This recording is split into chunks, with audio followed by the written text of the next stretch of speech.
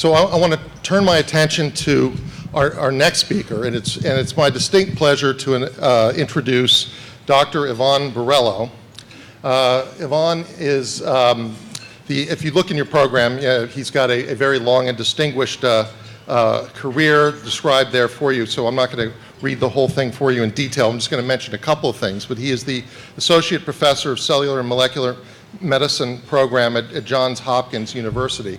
He's also really the leader at Johns Hopkins in the adaptive T-cell space. And I've gotten to know Ivan over the last couple of years, and also Kimberly Noonan, who works with him. Kimberly spoke earlier today on one of the panels at the Oncology Roundtable. And they are really the leaders in that institution in this sector that we've been talking about today, certainly during the roundtable, and we're going to hear about tonight. So I'm just going to mention a couple of other things. The program that he is going to talk about tonight is his work with marrow-infiltrating lymphocytes, MILs. Kimberly mentioned that earlier today. We also heard about TILs from Dr. Rosenberg and a number of other strategies as well in the immunotherapy space. He's also become an entrepreneur, and I think one of the things that we're encouraged by when we look at institutions like Hopkins is when they're able to find a path to moving these important projects out into the clinic and into the commercial landscape. And I think he's got a company here that he's going to tell you about that's all of 3 weeks old, so we'll congratulate him on that. But Ivan, why don't you take the stage and tell us about Mills and Windmill, your company.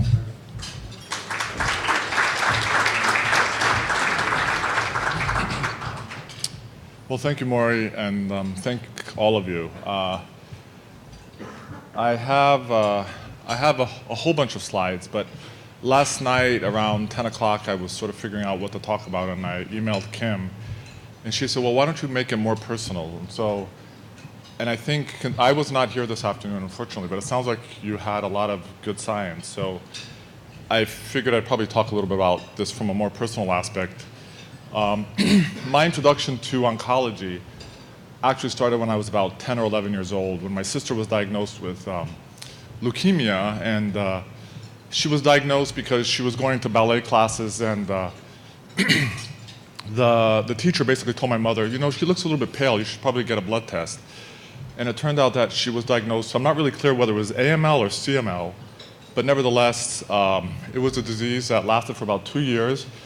And for the first time in my life, I knew what an oncologist was and what an oncologist did, and I decided sort of at that point that, you know, this is an area where we really have to do something about it because there wasn't a lot. And this was in 1974 that she was diagnosed, and she died in 1976. So basically, because of that, this whole idea of medicine had always appealed to me. We became very good friends with her oncologist, whose wife became sort of a surrogate mother for me as I was going through all this. And then I went to medical school, and when I was in medical school, I kept on saying, I want to go into oncology, and people said, yeah, right, you know, get through medical school and get through residency. And I went into residency, I said, I want to become an oncologist. And then I became an oncologist, and people were surprised that I actually was able to make it that far. But more importantly, you know, I decided to do my fellowship at Hopkins primarily because I wanted to do translational medicine, because I realized that, and this was in 1995, and I remember during my residency with my classmates, we were talking about what each one of us were going to be going into, and I told them I wanted to go into oncology, and they said, well, why do you want to go into that field? I mean, all it is people that are dying, and you're dealing with death and dying. And I said, well, you know, that's true. And certainly what house staff see, you know, from inpatient medicine is pretty dismal. Certainly on the solid tumor side, people come in for complications of therapy. So they come in either because they're about to go to hospice or because they have some horrible complication from the chemotherapy itself. But I remember telling them, and I can't believe that I was so prescient to think about this from my little brain here. But I said, you know, oncology is going to be the next frontier in medicine. And I think we're living it now. I mean, you look at Gleevec and all of the drugs that became available just basically from the turn of the century, to the point that now a lot of these diseases have turned into chronic diseases. I mean, CML, I think, is a classic example of that. people get CML, and it's like, okay, you take a pill, you don't get a transplant, you don't die from the therapy, and you can live many, many years. So I started my fellowship at Hopkins, and I wanted to do something translational. And I started my fellowship in '95, and the way it works at Hopkins is that you do a year of clinical work, and then you have to decide what kind of a research path you want to do. And I've always wanted to be in the laboratory. I was actually, as a student, I went to Catholic University here in Washington, and I was working at the NIH as a technician. And I was in a very high-powered lab there, making buffers. Nothing too complicated. But nevertheless, I was exposed to science at that point, and I wanted to do something that would potentially have a direct application to patients. And so I remember going to our program director and telling him, I think I'm going to go into this immunotherapy lab. And this was in 1996. And he looked at me and he said, Ivan, he said, and this was a phase 1 clinical trialist. He said, do you really believe in this immunotherapy stuff? I said, well, actually I do. I think this is sort of the future of medicine. And so, I was lucky enough to be at a place where there was a strong immunotherapy group. I think there has been and there continues to be a strong immunotherapy group at Hopkins. And we sort of developed from one thing to the next that ultimately led us to the MILDs, which is, for those of you that heard Kim today, a therapy that we sort of thought of based on a variety of clinical observations that we had. So I figured I have a lot of slides which I think I'll end up skipping over based on, I think, the level of science that you guys heard today. But I thought I would start off with sort of what the clinical reality is. The disease that I treat is myeloma. And it's one of the 3 hematologic malignancies. Most people, when they get diagnosed, they think they have skin cancer, and we have to go through this whole thing that myeloma and melanoma are actually 2 different diseases. But in any case, I think what you can see on this slide is that basically, if you go back from 1965, actually, up to the turn of the century, there was really no difference in overall survival. And the curve only began to shift in 2001. And that was as a result of a drug that had a very, very bad reputation in the 1950s. A drug that gave a ton of birth defects, which is known as thalidomide. I don't know how many of you are familiar with it, but basically it was used for morning sickness for pregnant women. And it has anti-angiogenic properties. Basically, it starves blood vessels, or it reduces blood vessel vascularization. And so these children were born without arms and without legs. Horrible thing. But the interesting story, and I give a lot of credit to the group in Arkansas, in the late 90s, anti-angiogenesis was a very popular, what was the fad at the time. So everybody was trying to figure out how to starve tumors. And there was actually this patient in Arkansas, which is a big myeloma program, that whose husband, well, the wife of the patient, her husband was dying. He went to the head of the program there and said, I want an anti-angiogenesis drug for my husband. And he said, well, if you want to do that, you have to go to Boston and speak to Dr. Judah Folkman, who has really dedicated his life to angiogenesis, and see what he has to tell you. So she went up there and spoke to this to Dr. Folkman, who basically said, look, all the drugs that I'm using can't be used clinically because they're not FDA approved, but there's this drug that ironically was FDA approved in this country, and it was FDA approved for a disease that I'm sure all of us have seen, which is leprosy. Never saw leprosy in my life, but nevertheless, there was an FDA approval in the US for leprosy, for thalidomide. And so they started using thalidomide, and basically the rest is history, which is really the first point that, the first time that we actually saw a shift in the curve. And I think this was good for a variety of reasons. For one point is that myeloma is a disease for which there are about 22,000 newly diagnosed patients a year. So from an FDA standpoint, it's an orphan disease. And from a big pharma standpoint, it's a non-money maker. And so it was very difficult to get pharma interested in a disease like this. And to the merit of Celgene, which is a company that has the patent for not so much the drug, but the way it's dispensed, which is very interesting.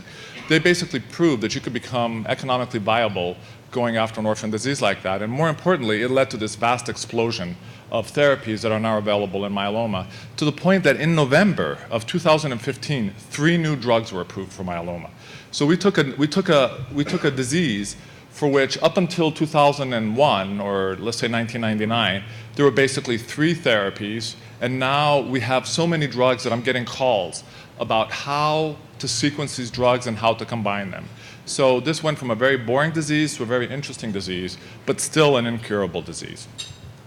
So because of that, and because of our interest in immunotherapy, we sort of developed this whole approach where we were using T cells that we were taking from the blood, and we were growing them up with beads, and we were seeing this very nice activation of these T cells, this very nice expansion of these T cells in the patients after they were given the therapy, but there was no anti-tumor efficacy.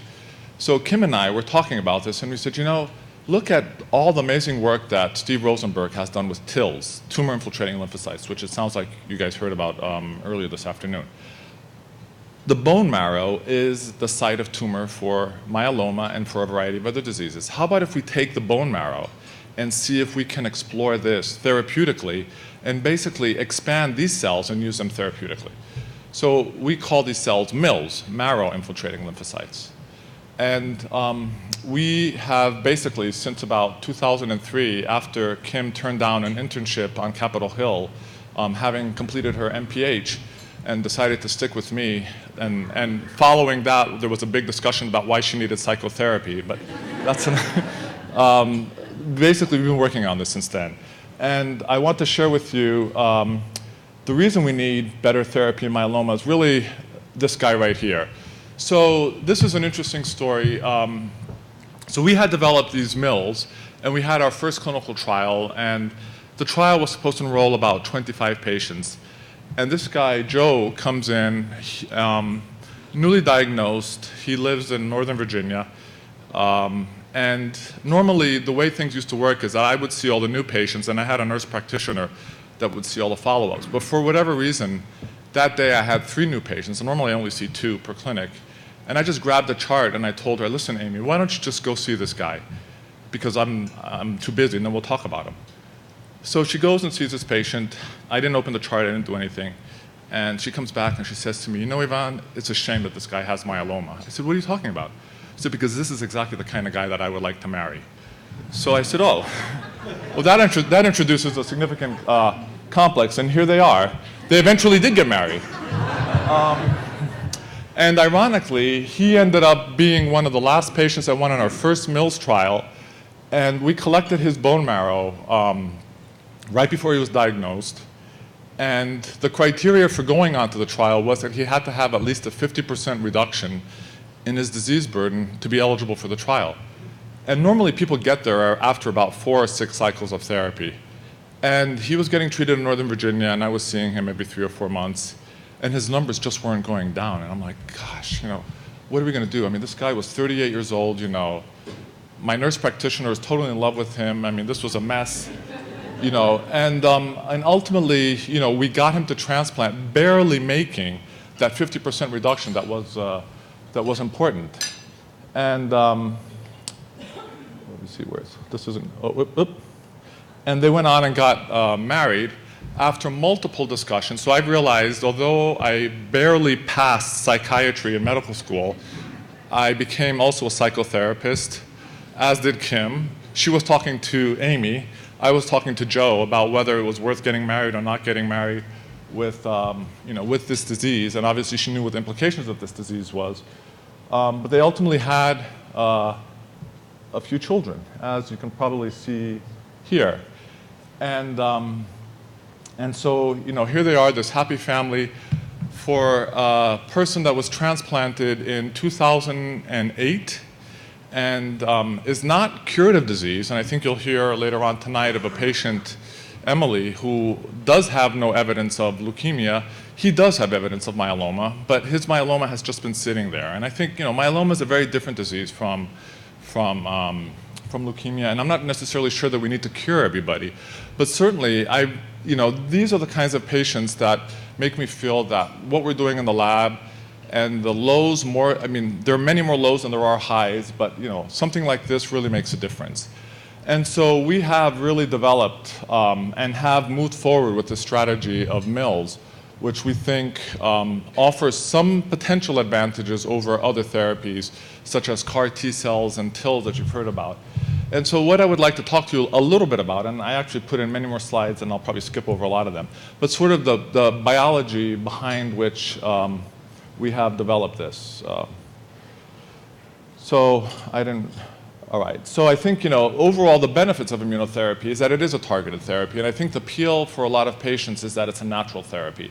And I think what we're seeing in a variety of settings, and certainly with regard to a lot of T-cell therapy, is that it's a durable therapy. I mean, you are basically eliciting your own natural response to go from a dormant state to an activated state to fight the cancer, but then to stay there. This is not a drug that has a half-life of 2 hours or 12 hours or whatever it is. And because of all of these things, I think we now have the tools and the understanding of how the immune system works that we are finally, after about 20 or 30 years of working on this, beginning to see clinical benefits. The other interesting thing is we're also beginning to understand how chemotherapy potentially works different from immunotherapy, and I don't think anybody in the field of immunotherapy would advocate that immunotherapy in and of itself is going to cure cancer. And I think even if you look at some of the most profound successes, such as CAR T-cell therapy, it's really given in the context of immunotherapy. Of chemotherapy, sorry. People tend to not talk about that aspect of it, but we need to give therapy that is, one, going to kill the tumor, but also going to create space for a lot of these T cells to grow. And what you see here really is the kinetics of how chemotherapy works different than immunotherapy. So if you look in the upper right, what you see is that targeted therapy or chemotherapy, what it does is it can work very well very early on, and then it falls off. In contrast, immunotherapy, which is in the upper left, takes a little while to work. And so patients can relapse relatively quickly, but ultimately what you get is a plateau. And so you can imagine, when you look at the bottom line, if you look at the dotted line, that if you combine the two of these together, now we're really talking about rather significant diseases or significant clinical responses that we can get to these diseases. This isn't working. All right, so you guys, I'll skip over all this. Okay, because I think you've heard about CARs better than I can talk about. But what I do want to talk about is sort of highlight a little bit about what the kind of T-cell approaches are that are currently on the market, specifically because I think MILs are the therapy that probably the people are less familiar with. I've given a few examples here.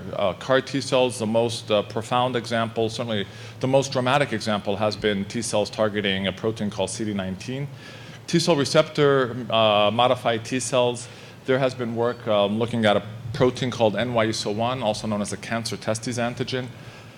And we're working on marrow-infiltrating lymphocytes. I used as an example myeloma, but I would venture to say that the interesting thing about MILs is so the reason why it's in myeloma is because that's the disease that I treat, but we actually believe that it's got a very wide repertoire.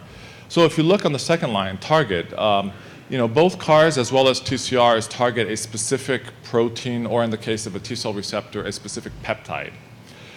What we have shown is that MILs actually have a very broad recognition. And so this really brings us to the line below that, the population. And so if you look at who is potentially eligible for these therapies, so a CD19 targeted therapy has to be a patient that expresses CD19. A T-cell receptor targeted therapy has to be a patient that not only expresses, in this case, NY-ESO-1, but NY-ESO-1 and the appropriate HLA restrictions, so the appropriate histocompatibility. So most whites are A2, and so most T-cell therapies target A2 restricted peptides. But for example, I'm not A2 positive, and so I could never get, and I know that, I can never get this kind of therapy. So it's much more restrictive than a CAR T-cell therapy is. And in contrast with MILs, we're taking them out of the patient, we're growing them up in an unmodified manner, so all patients can theoretically be eligible for that kind of a therapy. If you look at the toxicity, I think we're very, very familiar, and now the field has become very good at managing a very dramatic effect of toxicity that you probably will be hearing about later on, which is called a cytokine release syndrome, where patients end up in ICUs, oftentimes on ventilators, that has really resulted from a dramatic lymphocyte expansion. These T cells are just exploding and releasing all the poisons that they have, that really have limited CAR T-cell therapy, at least up until 2016, to patients that really have very few other options, certainly not in the upfront setting. In contrast, T-cell receptors and MILs have very low toxicity, and therefore one can argue could be used earlier on in the overall therapy of the patients. And then lastly, the gene modification, the one difference that we have with Mills therapy compared to the other two is that we are not gene modifying. And so from a regulatory or manufacturing point of view, this has dramatically simplified and reduced the costs that are involved with the overall production of these cells. So this is actually data that Kim generated when we first started this. And I just want to point this out because I think this really underscores one of the profound differences that we see between the cells that we're working on and the other cells. So just so that you know, most CAR T-cell therapy and even TCR therapy uses blood because it's easy to get. Patients have a catheter put in either under their collarbone or in their veins, in their arms. And these T cells are taken out in large volumes with a process called pheresis, and then they're gene modified and they're given back. So we compared peripheral blood lymphocytes to Mills, and when you look at the upper left graph, and I don't know how well it projects, but basically the A in front of each one of these means that the cells have been activated. And so we activate these cells to basically turn them on. So the analogy that I give to patients is that if you think about the immune system in a patient with cancer, it's basically a whole bunch of soldiers that are drunk. And so what we need to do is sober them up so that they can actually see the enemy and go after them and kill them. And the way we do this is with beads that a lot of different groups are using that basically has the ability to allow these cells to become activated and to grow. And so when you look at this, if you look at the little yellow bars, you can see that in the peripheral blood lymphocytes, so the PBL or APBL, the yellow bar is exactly the same. This is the myeloma-specific response that we see using peripheral blood lymphocytes from myeloma patients, and there's nothing there. In contrast, if you look at the Mills, in the presence of activation, you can see that yellow bar goes way up. So basically what this is telling us is that there are, in the bone marrow, lymphocytes, T cells, that are intrinsically able to recognize myeloma, but that in the natural host are dormant, they're drunk, and if we can somehow activate these cells, we can restore this tumor specificity to the extent that we see there, which is something that the peripheral blood lymphocytes are completely incapable of doing. Looking at the right panel, and if you look at the black bars, basically what you can see is that what those black bars are the ability of Mills to actively kill myeloma cells, and what the white bars are right in front of them that are basically undetectable are the ability of PBLs or blood cells from the lymphocytes from the blood to kill, which is basically undetectable. So again, these cells have significant anti-tumor activity and ability to kill upon activation. We then did an experiment in mice where we gave mice a myeloma cell line and waited 30 days until we could actually detect the tumor in the blood, and then gave them either HBSS as saline or water, PBLs or Mills. And what you can see is that with the PBLs, there was a slight lag in terms of disease outbursts, but with the Mills, we were actually able to cure these patients, these mice, sorry. Big difference. And maybe this isn't advancing. I guess I was supposed to, okay. So this is what we basically do. So we take bone marrow from the patients, and this is a bedside procedure. It's done, the actual time in the bone marrow is about 15, 20 minutes. And then we expand these cells in a machine called a wave because it rocks back and forth and it actually makes a wave. And then the patients are getting stem cell transplant for the most part, and then the cells are being reinfused a few days after that. And what we saw from our first trial, sorry about this. Okay, why isn't this working? Oh, wrong way. Oh, sorry. Okay, so what we saw from the first trial is we actually looked at myeloma-specific immunity, and what we were able to see is that the patients that developed the most myeloma-specific immune response were the patients that ultimately achieved a complete remission. And in contrast, everybody else didn't. So what this really tells us is that these T cells have potent anti-tumor activity, and that the overall clinical outcome, although it was given in the context of a transplant, it was significantly able to impart an anti-tumor effect that transplant alone, which, by the way, is standard of care, is incapable of doing. This is not working very quickly. I'm sorry, you guys. And it's not because I had too much wine to drink. I think it's... All right, this is going the wrong direction. Anyways. Pretty much I'm done. So I would like to thank you, and so here it is. Thank you for your attention.